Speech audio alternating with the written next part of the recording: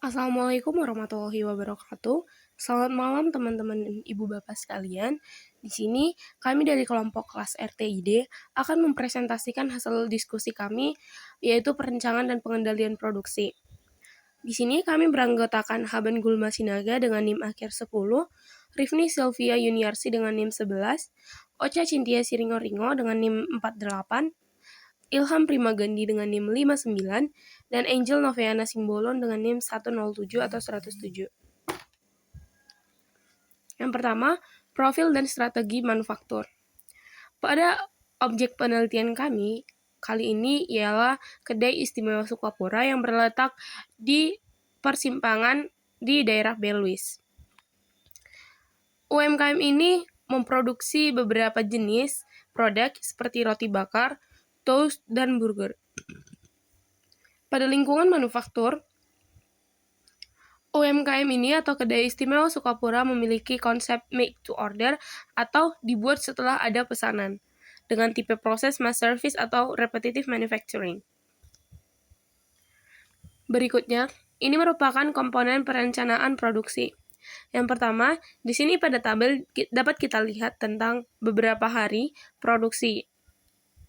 Dapat terlihat jelas bahwa setiap hari Kedai Istimewa Sukapura memproduksi berbagai jenis dan berbagai jumlah produk. Seperti pada contohnya pada hari Senin, roti bakar yang diproduksi sebanyak 40, toast yang diproduksi sebanyak 35, dan burger yang diproduksi sebanyak 22. Begitupun seterusnya.